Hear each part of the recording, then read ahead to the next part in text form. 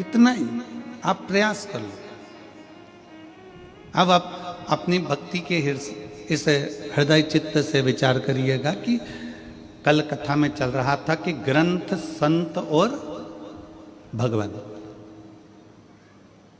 ग्रंथ को पकड़ो, संत को पकड़ो और भगवंत को पकड़ो। शिव महापुराण की कथा कहती है, मान लो आप ग्रंथ को भी नहीं पकड़ पाए, हो सकता है कि अपन पढ़े लिखे ना हो सकता है हमने पढ़ाई ना करी,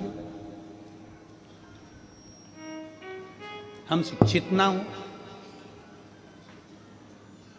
पर शिव महापुराण की एक बात बड़ी सुंदर कहती है, आप भले शिक्षित ना हो पर शिव तत्व कहता है कि अपनी आने वाली पीढ़ी को, अपने बेटों को, अपनी बेटियों को, भले आप शिक्षित नहीं हो पर आने वाली पीढ़ी में अपने बेटों को, अपनी बेटियों को, अपने पोते को, अपनी पोती को शिक्षा जरूर दिलाओ और उच्च शिक्षा दिलाओ, जिससे ये बच्चे आने वाले समय में कुछ अच्छा कर सकें।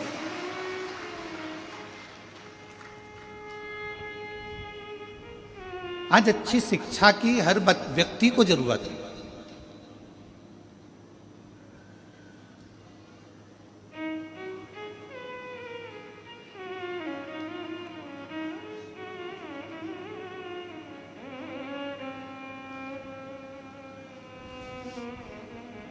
एक दो बार रायपुर की कथा में जब हम पहले आए थे, देवांगन परिवार कथा कराया था, तब उस समय पर एक पत्रकार ने प्रश्न किया था कि गुरुजी,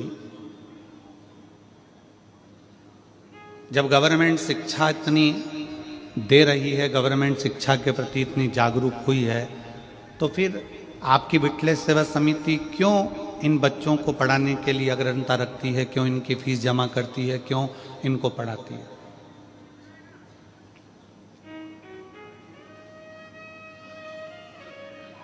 हमने उस समय पर भी उन पत्रकार बंधुओं को कहा था कि ये शिक्षा, ये पढ़ाई उस बच्चे को अपने लिए भी है कि अगर वो बच्चा पढ़ना चाहता है, एजुकेशन करना चाहता है और आगे बढ़ना चाहता है, जब बहुत ऊंचे पद पर वो बच्चा बैठ जाएगा, वो बेटा बेटी बैठ जाएंगे, तो एक बार कुबेरेश्वर धाम को याद करेंगे कि हमारी शिक्षा का किसी ने उद्देश्य रखा था और हमको आगे बढ़ाया। और आज विठलेश सेवा समिति अगर उसकी शिक्षा का थोड़ा सा खर्चा उठा लेती है, तो हमें उम्मीद है जब वो किसी अच्छे पद पर बैठेगा तो वो भी किसी दूसरे के शिक्षा का खर्चा अवश्य उठाएगा और किसी बच्चे को मंजिल तक जरूर पहुंचाएगा। शिक्षा और चिकित्सा, ये तो बहुत जरूरी है।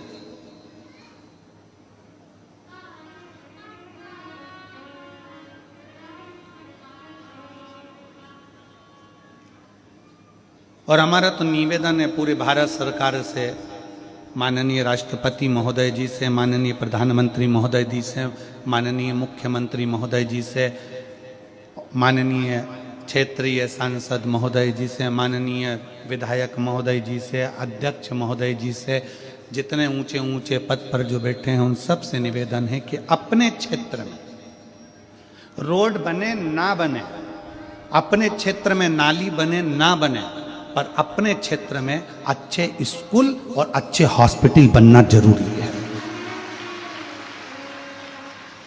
शिक्षा और चिकित्सा, ये दो ऐसे बल हैं जो बच्चों की जिंदगी को प्रबल बना देते हैं।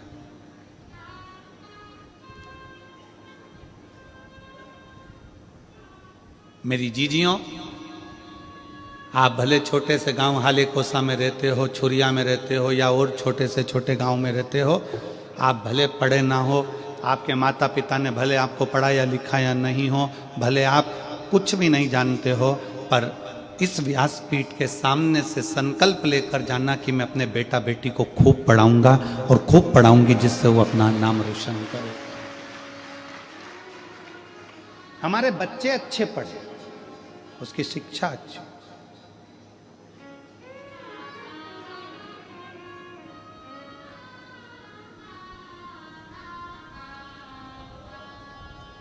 और बड़ी खुशी होती है छत्तीसगढ़ को देखकर।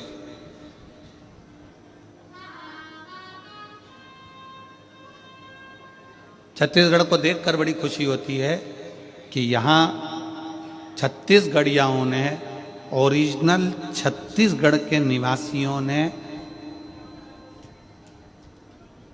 बाहर के फैशन को अपने छत्तीसगढ़ में नहीं आने दिया, अपने संस्कारों के बल पर रहते हैं। बाहर का फैशन नहीं आया।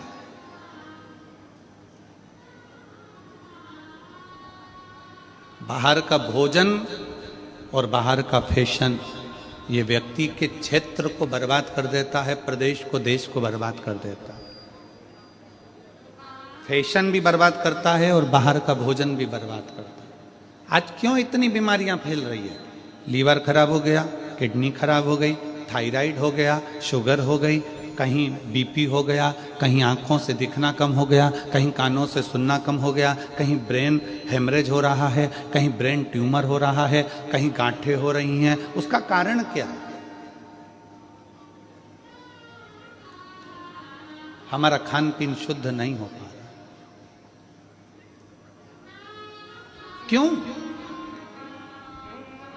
ना जाने कौन कौन सा भोजन बाहर का आ गया, ऐसा ऐसा भोजन, कहीं मैदे का, कहीं काहे का, ऐसा ऐसा भोजन आ गया कि लोग उसे, वो फिर वही बात आ गई, दबा दबा कर खाओगे तो दवा खाने जाओगे। इतना दबा कर खा लिया कि आखिरी में दवा खाना चलेगा। गलत भोजन का त्याग।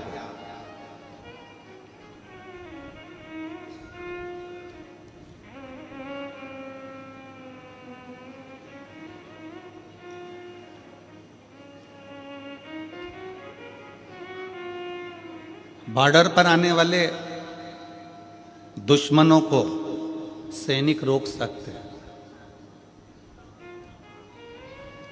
बॉर्डर पर आने वाले दुश्मनों को सैनिक रोक सकते हैं। हमारे घर में आने वाले फैशन को और भोजन को हम अपने संस्कारों के माध्यम से रोक सकते हैं। आप कोई सैनिक जैसा काम नहीं कर सकते। आप बॉर्डर पर जाकर युद्ध नहीं कर सकते, आप बॉर्डर पर जाकर नहीं लड़ सकते।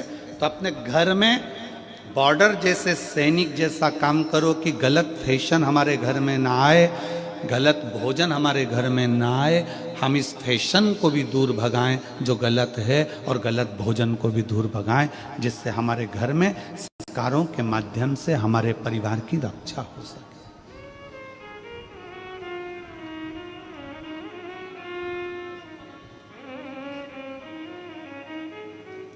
पहले हिंदी और बिंदी भारत की निशानी थी। हिंदी और बिंदी भारत की निशानी थी। आज भारत में रहने वाले भी जब अंग्रेजी में बात करते हैं तो लोगों को ये दिखाना चाहते हैं कि हम हिंदी नहीं बोलते, हम अंग्रेजी बोलते हैं, हम ज़्यादा अप टू डेट हैं। और शिव पुराण कहती है कि माथे की बिंदी और मुख की हिंदी ये दिखा देती है कि आपके घर के संस्कार कितने हैं, आपके घर के संस्कार कितने।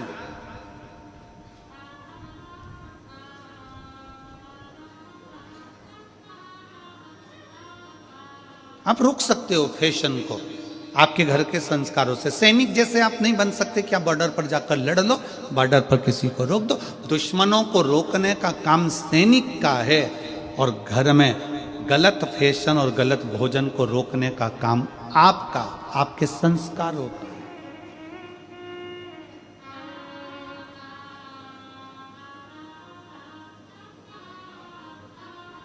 कैसे वस्त्र घर के बेटा बेटी पहन रहे हैं, कैसे वस्त्र घर के लोग धारण कर रहे हैं, उनको समझा सकते हो। बच्चों को आप कह सकते हो, आप उनको कह सकते हो, समझा सकते हो। शिव महापुराण की कथा कल से वर्णन कर रही है कि ग्रंथ, संत और भगवान, आप ग्रंथ को नहीं पकड़ सकते। आपके पास इतना समय नहीं है कि आप पोथी पुराण पढ़ो, कि घर का पालन करो, घर की व्यवस्था करो, घर में भोजन की व्यवस्था करो, उनको रहने की व्यवस्था करो। नहीं पकड़ सकते ग्रंथ को, कोई बात नहीं। आप संत के पास भी नहीं जा सकते, कोई संत है उसके पास जाकर नहीं बैठ सकते, ज्यादा आपके पास समय नहीं है, मत बैठो। पर तीसरे नंबर का है भगवंत। भगवंत कौन? भगवंत को ढूंढने के लिए दूसरी जगह नहीं जाना है, हमारे प्रत्येक व्यक्ति के घर में मेरा भोले बाबा एक व्यक्ति ऐसा देता है जो पूरे घर को तार देता है। प्रत्येक घर के अंदर एक व्यक्ति ऐसा देता है।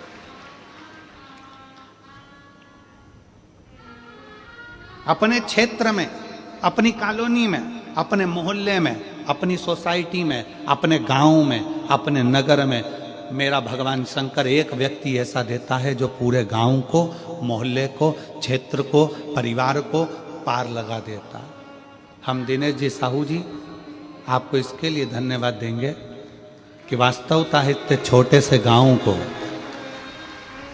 आपको इसलिए साधुता दे रहे हैं कि इतने छोटे से गांव हाले कोसा को शायद कोई क्षेत्र ऐसा नहीं है जिस क्षेत्र में हमने दूसरी बार इतनी जल्दी कथा करी हो, पर हाले कोसा की भूमि पर दूसरी कथा हो रही है। ये दूसरी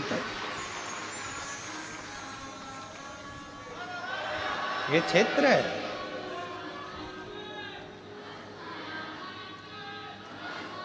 प्रत्येक घर के अंदर भगवान एक व्यक्ति ऐसा देता है। जैसे हिरण्यकशिपु के घर में एक प्रहलाद दिया है, उत्तानपाद के घर में बेटा ध्रुव दिया है, राणा जी के घर में मीराबाई दी है, कर्माबाई दी है, नामदेव जी दिए हैं, संत तुकाराम जी दिए हैं, रामकृष्ण परमहंस जी दिए हैं। उसी तरह भारत के भूमि पर जितने घर हैं, प्रत्येक घर के अंदर एक कोई बच्चा, बेटा, बहू, माँ, काका, काकी, फूफा, मामा, नाना, कोई भी एक व्यक्ति भगवान ऐसा देता है जिसके अंदर भगवान की भक्ति देता है, और वो सबसे कहता है भगवान का भजन करो, एक लोटा जल चढ़ाओ, शिव की उपासना करो। उसके पास बैठोगे तो वो भगवान की ही बात करेगा, उसके पास जाकर बैठोगे तो सत्संग की ही बात करेगा। और वो पूरे घर को अकेला, जैसे प्रहलाद जी महाराज अकेले, प्रहलाद जी महाराज को भगवान नारायण ने वचन दिया था कि तेरी पीढ़ी दर पीढ़ी में रक्षा करूंगा। तो उस भले राक्षस घर में तेरा जन्म हुआ है, परंतु तेरी पीढ़ी दर पीढ़ी किसी को तेरी पीढ़ी के अंतर्गत मारूंगा नहीं, क्योंकि तूने मुझे प्राप्त किया।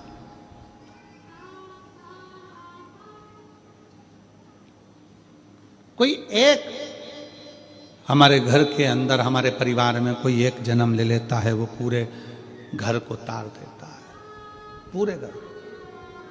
और आज मुझे बड़ी खुशी के साथ कहना हो रहा है कि जितने इस शिव महापुराण की कथा को टीवी पर सुन रहे हैं, सोफे पर बैठकर, पलंग पर बैठकर, अपने अपने घर का चैनल चालू कर कर, जितने मोबाइल पर कथा को श्रवण कर रहे हैं, और जितने इस हाले कोसा की भूमि पर बैठकर कथा को सुन रहे हैं, आप सब अपने घर के वही प्रहलाद हो, वही ध्रुव हो जो अपने घर को पार लगा रहे हैं।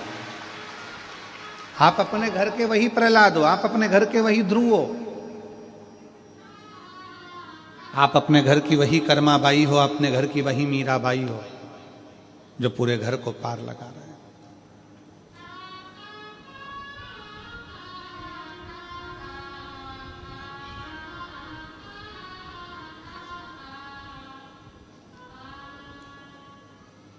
हर पल, हर घड़ी, हर क्षण। आप किसी ग्रंथ को भी पूरा नहीं पकड़ सकते, संत के पास जाकर नहीं बैठ सकते, तो भगवंत को ढूंढो। भगवंत कहीं ढूंढने के लिए जाने की जरूरत नहीं है। भगवंत तुम्हारे घर के पास में होगा, तुम्हारे घर में होगा, तुम्हारे मोहल्ले में होगा, तुम्हारे क्षेत्र में होगा, तुम्हारी कॉलोनी में होगा, तुम्हारी सोसाइटी में होगा। कोई एक महिला, पुरुष, बेटा, बेटी, बच्चा, बच्ची, कोई एक ऐसा होगा जो भगवान की भक्ति में डूब रहा होगा और आपको भी कहेगा कि क्यों दुखी हो, एक लोटा जल चढ़ाया करो।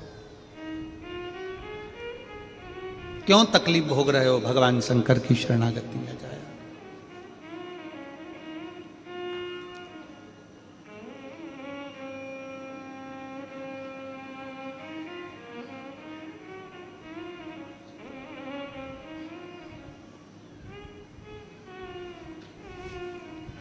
कल वो बच्चा जो झारखंड से देवघर से आया, सीए हुआ, वो बच्चे ने उनके आसपास में कोई को बोला होगा कि जितनी खुशी तो मेरे को सीए बनने में नहीं हुई होगी उतनी खुशी तो मैं व्यासपीठ को प्रणाम कर कर प्राप्त करूं।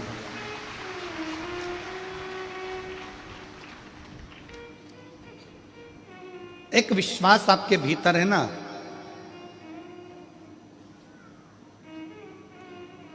एक भगवंत जैसा पत आपके भीतर है ना।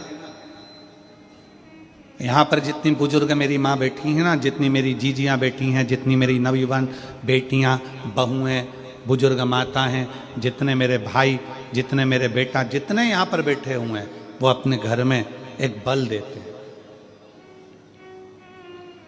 एक ऊर्जा देते हैं। जब घर का कोई व्यक्ति थोड़ा सा भी टूटता है ना तो ये तुरंत कह देते हैं क्यों चिंता करते हो, एक लोटा जल चढ़ाओ, बेलपत्री शहद लगाकर शिव को चढ़ाओ, अपनी मेहनत को 4 गुना बढ़ाओ, अपने परिश्रम को बढ़ाओ, भगवान क्यों ना सुनेगा।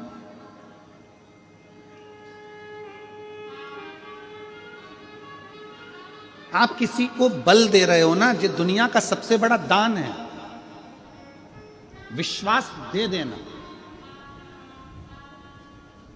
और दुनिया का सबसे बड़ा पाप है विश्वास को तोड़ देना, भरोसे को तोड़ देना। यह दुनिया का सबसे बड़ा पाप है। और दुनिया का सबसे बड़ा पुण्य है किसी को विश्वास दे देना, किसी को भरोसा दे देना। बड़ी बीमारी हो गई, लीवर किडनी बेकार हो गया, कैंसर जैसा रोग हो गया, शरीर में गठान हो गई, तो भी आप खुश होकर उससे कह रहे हो काय की चिंता करना। वो सीवर वाला महाराज कहता तो है सारी समस्या का हल एक लोटा जल। क्यों रो रही हो, क्यों दुखी हो? अरे लीवर खराब हो गया, किडनी खराब हो गई, थायराइड हो गया, ब्रेन में ऐसा हो गया, ब्रेन हेमरेज हो गया, ट्यूमर हो गया, ये हो गया, वो हो गया, कैंसर हो गया। मत रो। आप से कोई मिल रहा है और वो अपना दुखड़ा कह रहा है तो उसको आपने विश्वास दिया, चिंता मत कर, शंकर जी के मंदिर जाया कर, मैंने सुना है एक लोटा जल चढ़ाने से बाबा सुनता जरूर है। शिव जी पे चढ़ा हुआ जल पीना प्रारंभ कर, एक बेलपत्री अगर बीमारी है तो खाना प्रारंभ कर।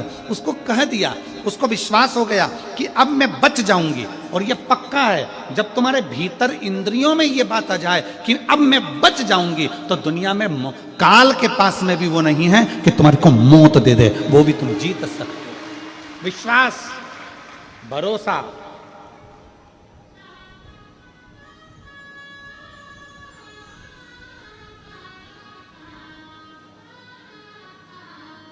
हमारे पिताजी स्वर्गीय पूज्य श्री रामेश्वर जी मिश्रा जी, हमारे पिता, हमको एक किस्सा सुनाते थे।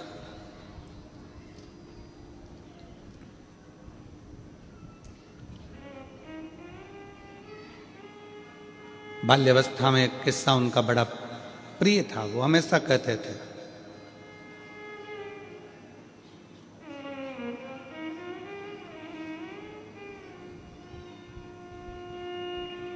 खेत में एक व्यक्ति सो रहा था, उसको सांप ने डस लिया, उसको सांप ने डस लिया।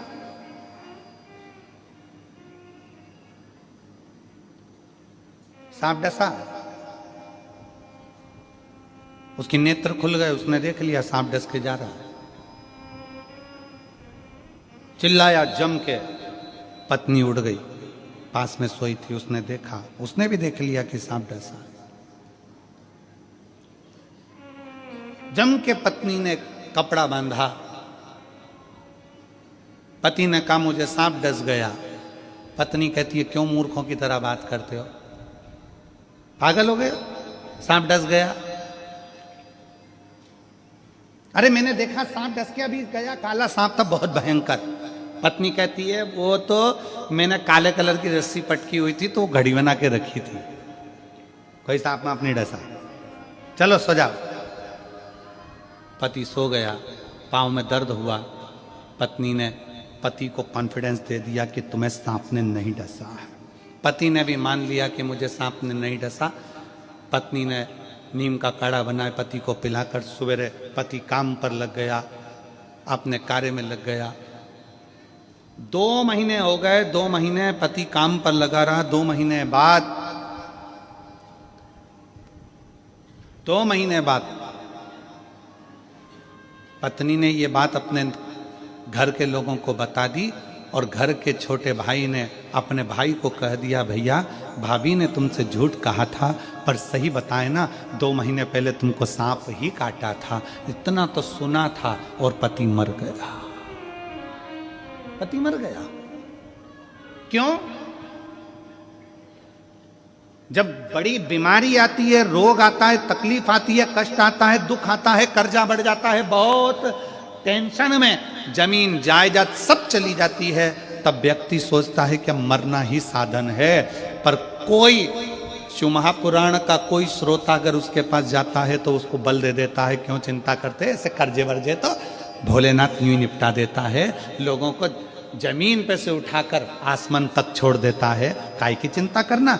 उसको जो बल मिलता है, भले जिंदगी में बीमारी आ गई पर उसको कह दिया कि तू ठीक होगा, निश्चित है, और उसने ठान लिया कि मैं ठीक होऊंगा, तो बड़े से बड़ा रोग भी उसका ठीक हो जाता है। और उसने सोच लिया कि मैं तो अब जाऊंगा, उसने ये विचार कर लिया कि अब तो मुझे जाना है, उसने ये विचार कर लिया कि अब तो मुझे मरना है, उसने ये विचार कर लिया कि अब मुझे तो ऐसा हो गया। ये उसने मन से सोच लिया, मन से। घुटने में जितना दर्द नहीं होता उतना तुम मन का दर्द बना ले, तो बहुत तकलीफ है महाराज घुटना में, बहुत। घुटने से मैं नीचे नहीं बैठ सकती, मेरे घुटने में बहुत तकलीफ है, घुटने से मैं नीचे नहीं बैठ सकती। इतनी बड़ी बीमारी बना ली घुटने की, घुटने की, घुटने की। मन में बना लिया कि मैं घुटने से नीचे नहीं बैठ सकती, मैं ऐसा नहीं कर सकती, मैं वैसा नहीं कर सकती, 2 कदम नहीं चल सकती। अब तेरे घुटने में इतनी तकलीफ है और तू कह रही मैं 2 कदम नहीं चल सकती, और किसी सपेरे से सांप ला के छोड़ दो, फिर भगेगी कि नहीं भगेगी? जम के तो बोलो रही जीजियो, भगेगी कि नहीं भगेगी? सामने सांप खड़ा है, सामने मौत खड़ी है, भागना पड़ेगा। फिर घुटने का दर्द कहां गया? अर्थात हमने अपने अंदर ये बना लिया कि मेरा घुटना खराब हो गया, मेरा घुटना खराब हो गया। अरे चकाचक गाय का घी लो, असली घी, खूब जोरदार रोटी में लगाओ, चकाचक खाओ, घुटने का ग्रीस बढ़ना प्रारंभ हो जाएगा। गाय के घी से अच्छा अच्छा दर्द चले जाता है। हमने बनाया कि मेरे पाँव में, घुटने में दर्द है, दर्द है, दर्द है, दर्द है, तो वो दर्द मर्ज बन गया। दर्द मर्ज सब बढ़ता चले गया, बढ़ता चले गया। डॉक्टर को दिखाने गई, डॉक्टर ने कह दिया घुटना बदलना पड़ेगा। अभी भी सोच रही बहुत दर्द है। अब तो ये सोचना मेरे घुटने में कोई दर्द नहीं है, फालतू की बात। कहाँ जाना है बता, कहाँ चलना है, चल।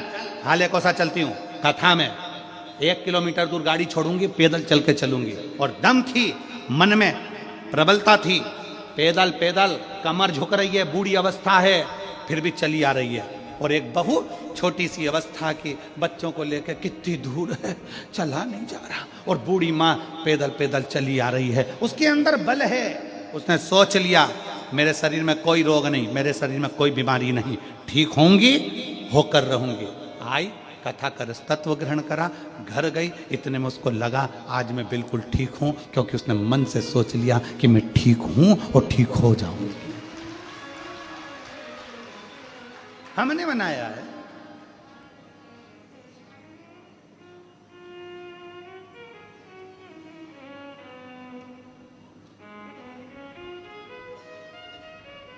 कोई कोई भ्रम लोग अपने आप पैदा कर लेते हैं, अपने आप भ्रम पैदा कर लेते हैं।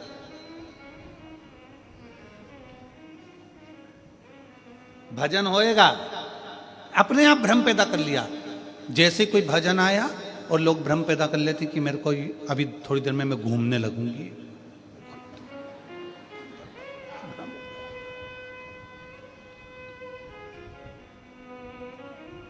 वो डोंगरगढ़ वाली मैया इतनी फ्री बैठी है क्या कि तुमने एकदम घूमना चालू कर और मां आके तुम्हारे अंदर बैठ गई?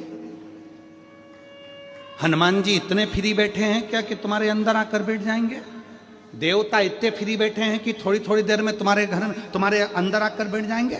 नहीं, हमने भ्रम बना लिया कि शरीर में ये लग गया, शरीर में वो लग गया, शरीर में ये लग गया, शरीर में वो लग गया। शरीर में कभी गांधी जी तो नहीं लगते, लगना चाहिए।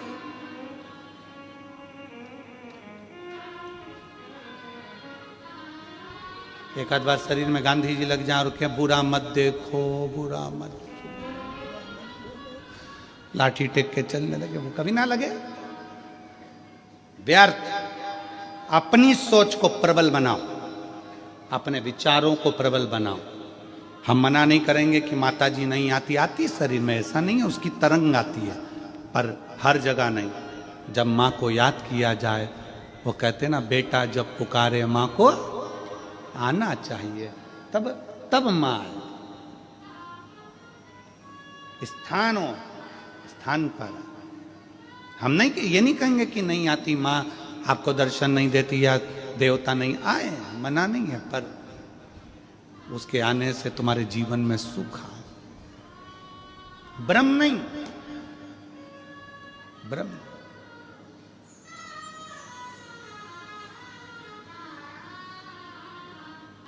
भगवंत ढूंढिए, ग्रंथ नहीं लगे हाथ, संत हाथ ना लगे तो भगवंत को हाथ लगना चाहिए। भगवंत कौन है?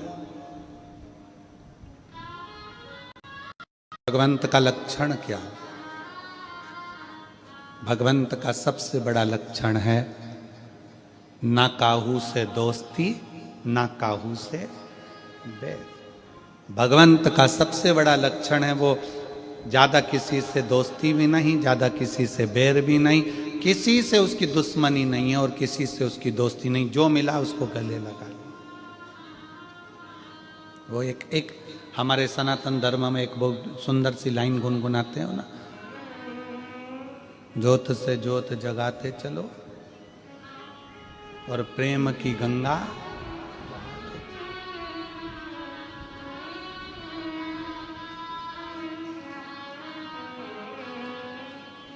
राह में आए जो दीन दुखी, राह में आए जो दीन दुखी, सबको गले से लगाते चलो, प्रेम की गंगा बहाते चलो। ज्योत से ज्योत जलाते चलो, ज्योत से ज्योत जलाते चलो, प्रेम की गंगा बहाते चलो। राह में आए जो दीन दुखी, राह में आए जो दीन दुखी, सबको गले से लगाते चलो, प्रेम की गंगा बहाते चलो। ना काहू से दोस्ती, ना काहू से बैर, सबको अपना बना, सबको अपना।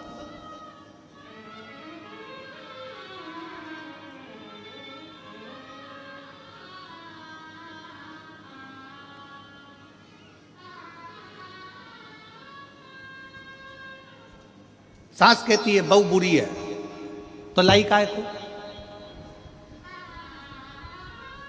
बहू कहती है सास बुरी है तो आई काय को? क्यों आई?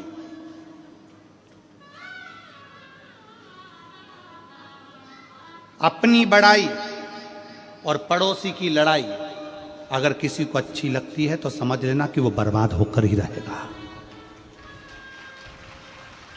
जम के बोलो क्या क्या क्या क्या?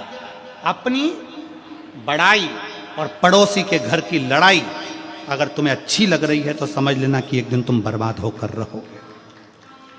तुम पड़ोसी के घर में लड़ाई हो रही है और तुम बड़े खुश होकर, कितनी जोरदार लड़ाई हो रही है, सास ऐसा बोल रही, बहू ऐसा बोल रही, और तुम्हें आनंद आ रहा है। समझ लेना कि तुम पड़ोसी के घर की लड़ाई को देखकर अगर खुश होते हो तो तुम्हारी जिंदगी का बर्बादी का सिरा है। उसके घर लड़ाई हो रही है ना, तो थोड़ा भगवान से प्रार्थना करो दोनों में शांति बन जाए। प्रभु बहुत अच्छा घर है मेरे घर के पास का, बहुत अच्छे लोग हैं, ना जाने किसकी नज़र लग गई उसको, बहुत अच्छा परिवार है बाबा, इसको अच्छा कर दो। एक लोटा जल शंकर जी को और चढ़ा दो अपने पड़ोसी के लिए कि इनका प्रेम बढ़ जाए। अपनी बड़ाई जिस दिन अच्छी लगने लगे, वाह वाह मैंने जो करा बहुत अच्छा करा, मैंने ऐसा कर दिया, मैंने वैसा कर दिया, मैंने यूं कर दिया, मैंने यूं कर दिया, अपनी बड़ाई और पड़ोसी के घर की लड़ाई अगर अच्छी लगे तो समझ लेना कि उस दिन तुम्हारा बर्बादी का सिरा प्रारंभ हो गया। हमें अपनी बड़ाई अच्छी नहीं लगना चाहिए और पड़ोसी के घर की लड़ाई भी अच्छी नहीं लगना चाहिए। समझौता हो, समझाओ, अच्छे रहिए।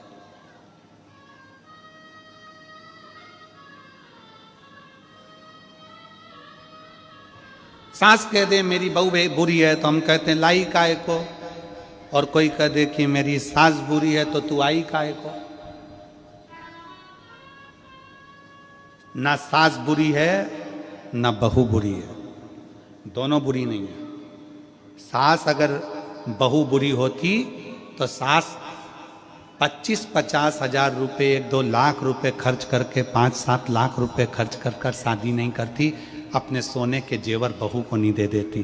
और बहू अगर बुरी होती, सास अगर बुरी होती तो बहू अपने माँ बाप को छोड़कर पराए घर में नहीं आ जाती। दोनों बुरे नहीं,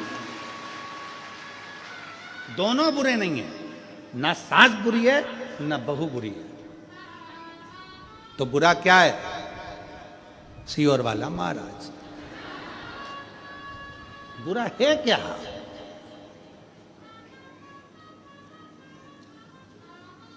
गुरुजी आप कह रहे हो ना सास बुरी ना बहू बुरी, तो बुरा कौन? सियोर वाला महाराज। मतलब ना सास बुरी है ना बहू बुरी है, हम जो दिमाग में लेकर बैठे हैं, नीले कलर का चश्मा लगा के बैठ गए और सोच रहे सब पीले दिखे तो पीले दिखेंगे। बोलो तो जम के नहीं। कौन से कलर के दिखेंगे?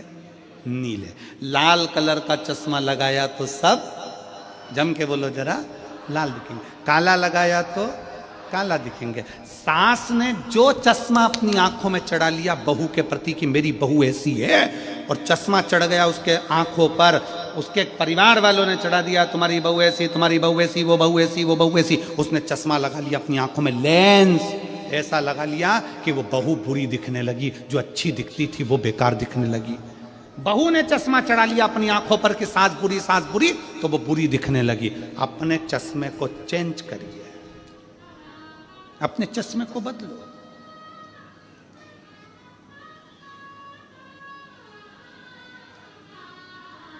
थोड़ा बदलो, चश्मा बदलोगे अच्छा दिखने लगेगा, श्रेष्ठ दिखने लगेगा।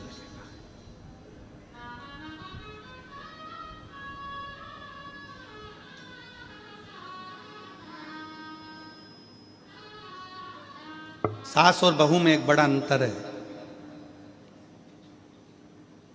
सास मां नेत्र है, बहू चश्मा है।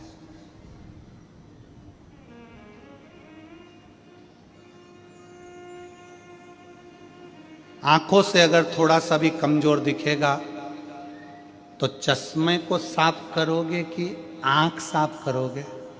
जम के बोलो जरा। चश्मा, नंबर बदल लोगे, चश्मा को चेंज कर लोगे, गिलास बदल लोगे, साफ कर लोगे, धो लोगे, पोंछ लोगे कि अच्छा दिखे,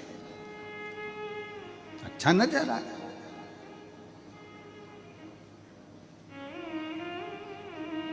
नेत्र तो नहीं बदल सकते बार बार, बोलो जम के बोलो। चश्मा बार बार बदला जा सकता है पर नेत्र नहीं बदले जा सकते। चश्मे को पोछा जा सकता है पर नेत्र को पोछा नहीं जा सकता। चश्मे को निकाल कर साफ कर सकते हो पर नेत्र को निकाल कर साफ नहीं कर सकते। उसी तरह शिव तत्व कहता है कि घर में जो बहू है और सास है, सास की पूरी जिंदगी इसी में निकल गई तो उसको बदलना तो मुश्किल है। बहुओं से निवेदन है, थोड़ा सोच विचार, तुम चश्मे की तरह हो, थोड़ा बदलने का प्रयास करना, सब अच्छे दिखेंगे, सब अच्छे दिखेंगे, कोई बुरा नहीं है। ना सास बुरी है ना बहू, और बहू तो कभी बुरी हो ही नहीं सकती, हो ही नहीं सकती। उसका कारण क्या है? उसका नाम है बहू। जो घर में खुशियां बहुता में लेकर आए, जो तुम्हारे घर का वंश बढ़ाए, जो तुम्हारे घर में आकर सूखी दाल रोटी खाकर भी बहुत आशीर्वाद दे, उसका नाम बहू होता है महाराज। जो बहुता में सुख दे। और सास कभी जिंदगी में बुरी नहीं हो सकती। सास के बराबर दुनिया में कोई नहीं हो सकता, वो कभी बुरी नहीं हो सकती। बस एक आस सास को लगी रहती है कि मैं जितनी फुर्तीली हूं, मैं जितनी फुर्ती से काम करती हूँ, मेरी बहू उतनी फुर्ती से काम करे। लड़ाई इस चीज़ की होती है। सास को लगता है कि मैं जल्दी सवेरे उठती हूँ तो बहू जल्दी उठे। सास को लगता है मैं इतने लोगों का खाना बना लेती हूँ तो बहू भी बनाए। अब सास को कौन बताए कि तू 75 की है, वो 32 की है। जब वो धीरे धीरे धीरे धीरे तेरी उम्र में आएगी तो ऊपर चली जाएगी, और जब तेरी उम्र में वो आएगी तब तेरी जैसी फुर्ती उसमें भी आएगी। ऐसा नहीं है, उम्र की एक गरिमा रहती है। 14 साल के लड़के से कहो कि तो इतना मेहनती काम कर ले, नहीं कर सकता। 24 साल के लड़के से बोलोगे करेगा, 34 साल के कहोगे फिर करेगा, 54 साल के बोलोगे तो करेगा। तुम आस बहुत लगाए हो, वो आस थोड़ी सी कम करो।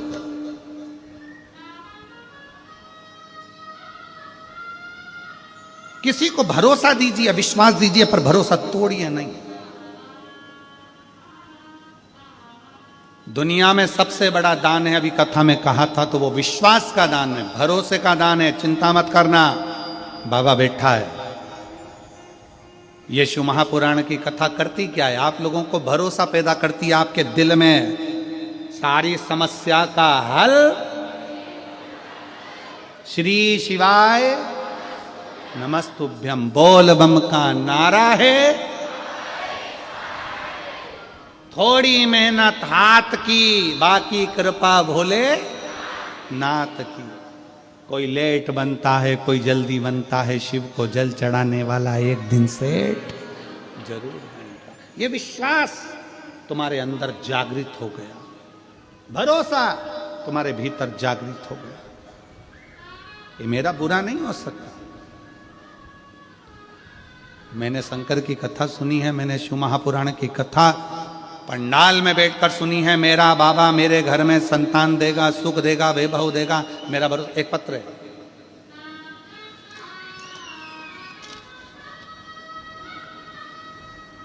मेरा नाम ईशिका अग्रवाल है। मैं बिलासपुर छत्तीसगढ़ की रहने वाली हूँ। कहीं बैठी हो ईशिका अग्रवाल तो हाथ हिला सकती हैं। मेरा नाम ईशिका अग्रवाल है, मैं बिलासपुर छत्तीसगढ़ की रहने वाली हूँ। कहीं बैठी हो तो हाथ हिला सकती हैं। ईशिका अग्रवाल, बिलासपुर छत्तीसगढ़ से। मैं सीए की पढ़ाई कर रही थी। मैंने 2 बार सीए फाइनल का एग्ज़ाम दिया, पर उसमें मेरा रिजल्ट अच्छा नहीं रहा और मैं फेल हो गई। मैं हिम्मत हार चुकी थी, बार बार वही किताबें पढ़ने से मैं थक चुकी थी और तंग आ चुकी थी। मेरे को फिर से तैयारी कर एग्ज़ाम देने में डर लग रहा था। पत्र को आप लोग एलईडी पर जरूर पढ़ें, आस्था चैनल पर पढ़ें कि एक बेटी ने अपने भीतर का दर्द कितना लिखा। हिम्मत हार चुकी थी, बार बार वही किताबें पढ़ने से थक चुकी थी और तंग आ चुकी थी। मेरे को फिर से तैयारी कर एग्ज़ाम दिलाने में डर लग रहा था। मन में यही विचार आता कि इस बार भी नहीं हुआ तो क्या होगा। मेरी मम्मी आपकी कथा सुनती है और उन्होंने ही मुझे बताया कि कैसे आप अपने पत्र में कि पत्र के माध्यम से बताते हैं कि आपके बताए हुए उपाय और महादेव जी का विश्वास के कारण कितने लोगों का सफलता मिली है, कितने लोगों का काम हुआ है। आपने बोला था अपनी मेहनत को 4 गुना कर दो और भोले बाबा पर विश्वास पूरा करो, मन से करो। मैंने वैसा ही किया। महादेव जी पे शहद वाली बेलपत्र चढ़ाकर एग्जाम देने गई, अपनी मेहनत को 4 गुना बढ़ा दिया। एग्जाम के बाद मैं सीहोर गई, वहां बाबा से अपने मन की बात कह दी। रायपुर में हुई कथा पंडाल में बैठकर कथा को सुना। 24/12/2024 पशुपतिनाथ का व्रत प्रारंभ किया। कितनी तारीख को करा? 24/12/2024 को कथा व्रत प्रारंभ करा। रायपुर की कथा सुनी और एक ही व्रत पूर्ण हुआ और मेरा रिजल्ट 26/12/2024 को आया। बाबा ने ऐसी कृपा कर दी कि 2 ग्रुप मेरे रह गए थे। जिस 2 ग्रुप में मैं हमेशा फेल हो रही थी, बाबा ने एक साथ दोनों ग्रुपों में पास कर दिया और आज मैं बाबा की कृपा से सीए बन गई। आज मैं बाबा की कृपा से सीए बन गई। मैं बाबा को यहाँ प्रणाम करने के लिए आई हूँ। मेरा मोबाइल नंबर ये है। शिव तत्व की प्राप्ति, मेरा नाम इंशिका अग्रवाल। मैं बिलासपुर छत्तीसगढ़ से हूँ। कहीं बैठी हो तो बेलपत्र लेने के लिए आ सकते। इंशिका। उस पत्र में उस बेटी ने लिखा, मैं हिम्मत हार दी, पर आप पत्र पढ़ते हो तो उस पत्र में हिम्मत आ जाती है कि जब दुनिया का काम हो रहा है तो मेरा क्यों नहीं हो सकता। और वो विश्वास, वो हिम्मत आप सब में चाहिए। झोली पसार कर मांगने के लिए बाबा के दरवाजे पर आए हो, भरोसा रखना कि 7 दिन की शिव पुराण इस हाले कोसा की भूमि पर सुनी है। तुम्हारा भी एक पत्र इस व्यासपीठ पर जल्दी जरूर आएगा, ये भरोसा।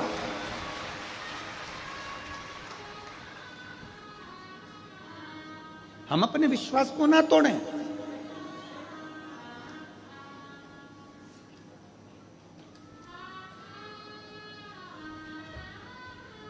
अपने भरोसे को प्रबल करिए।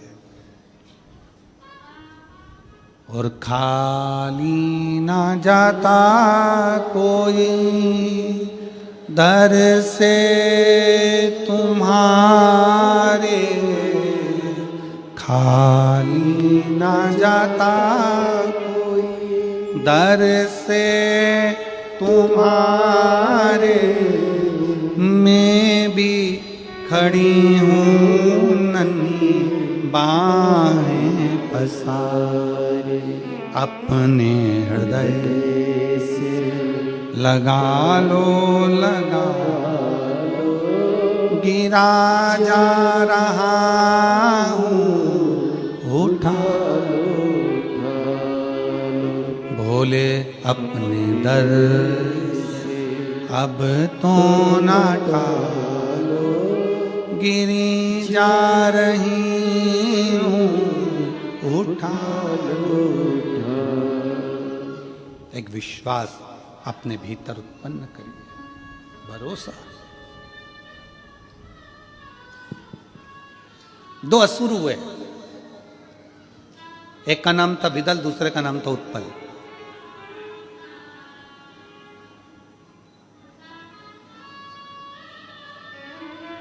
दोनों जुड़मा थे।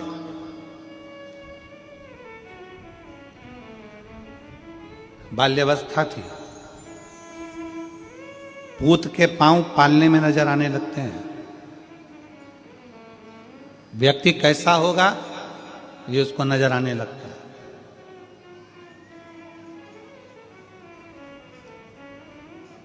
व्यक्ति कैसा होगा ये नजर आने लगता है। पूत के पांव पालने में दिखने लगते हैं। विदल उत्पल 4 साल की अवस्था थी। एक बार मां उनको घुमाने के लिए लेकर गई, दोनों को हाथ पकड़कर।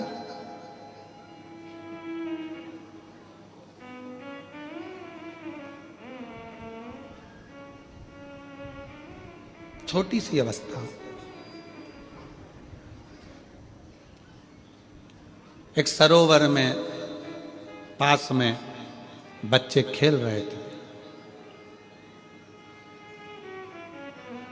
शिव महापुराण की रुद्र संहिता का ये बहुत सुंदर संवाद है। शिव महापुराण की रुद्र संहिता का ये सबसे सुंदर चरित्र है विदल और उत्पल की कथा, क्योंकि इसमें मेरे भगवान शंकर का एक अवतार हुआ है जिसको कुंदकेश्वर महादेव कहते हैं। कौन सा महादेव? जम के बोलो जरा, कुंदकेश्वर महादेव। रुद्र संहिता शिव महापुराण का ये चरित्र कहता है विदल उत्पल 4 वर्ष की अवस्था के थे, छोटे थे। मैया का हाथ पकड़कर, अपनी माता का हाथ पकड़कर जब भ्रमण के लिए गए, असुर प्रवृत्ति थी, असुर प्रवृत्ति। असुर प्रवृत्ति आती कहां से?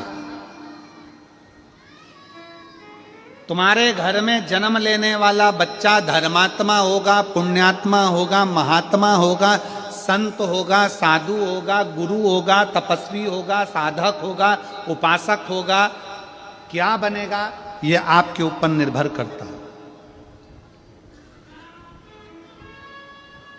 गर्भ में जब बच्चा रहे, आज के जमाने में डॉक्टर कह देते हैं बेड रेस्ट। क्या बोलते हैं? जम के बोलो जरा, बेड रेस्ट। बेड रेस्ट मतलब पलंग पर पड़े रहो, आराम करते रहो। अब डॉक्टर ने कह दिया कि गर्भवती हो गई, बेड रेस्ट करो, आराम करो, तो वो पलंग पर पड़े पड़े करेगा क्या? टीवी चालू, टीवी चालू। अब दिन भर जितने भी सीरियल आते हैं, नाटक आते हैं, उसमें कहीं की ना कहीं की 24 घंटे रोती मिले, रोती। तो जो औलाद पैदा हुई वो भी रोतली हुई, वो भी रोतली। उसको जितनी देर गोद में रखो चुप, नीचे सुला और पे पे करना चालू।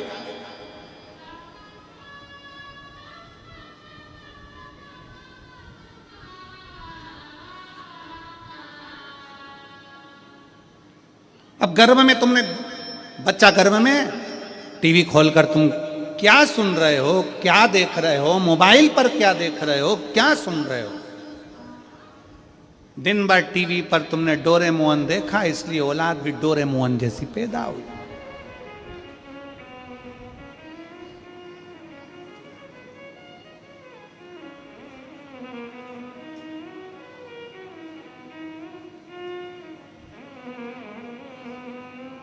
अब गर्भ में बच्चे को तुमने दिन भर टीवी के सामने केवल वो हाथी देखा, इसलिए औलाद को भी वो एक जोड़ा हाथी औलाद।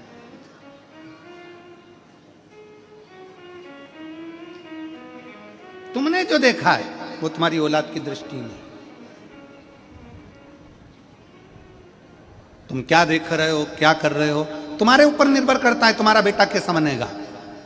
विदल उत्पल की मां जब बच्चा गर्भ में था, विदल उत्पल की माता के गर्भ में जब बच्चा था, उस गर्भस्थ बच्चे जब गर्भ में थे, विदल उत्पल की माता के गर्भ में जब बच्चे थे, तो विदल उत्पल की मां अपने पति के साथ मृगा करने के लिए, शिकार करने के लिए जाती थी।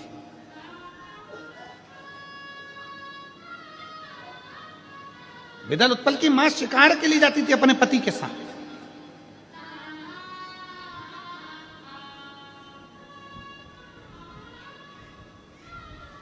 पति बाण छोड़ता, जीव को मारता, और ये विदल उत्पल की मां क्या करती? जो मरा हुआ जीव पड़ा रहता था उसको भी बाण से 25 बाण मारकर छेदित कर, 2500 बाण मारकर छेदित कर दे।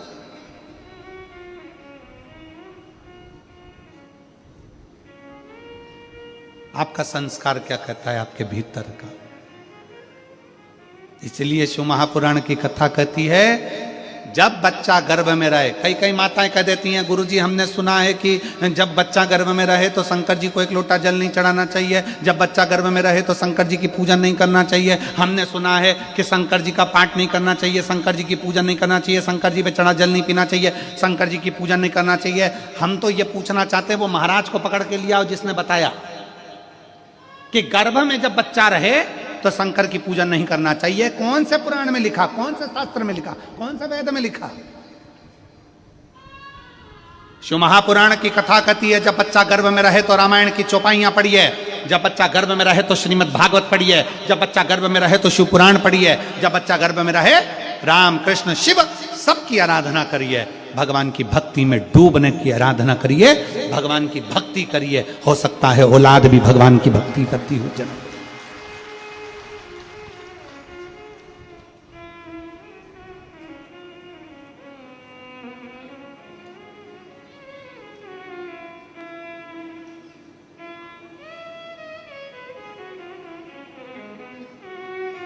करो भजन भगवान का।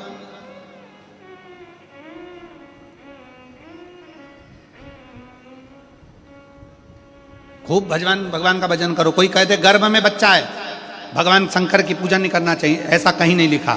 जाओ शंकर के मंदिर में करो आराधना, शिव की पूजन करो, शिव की आराधना करो, शिव की भक्ति करो। सारी समस्या का हल एक लोटा जल। पत्र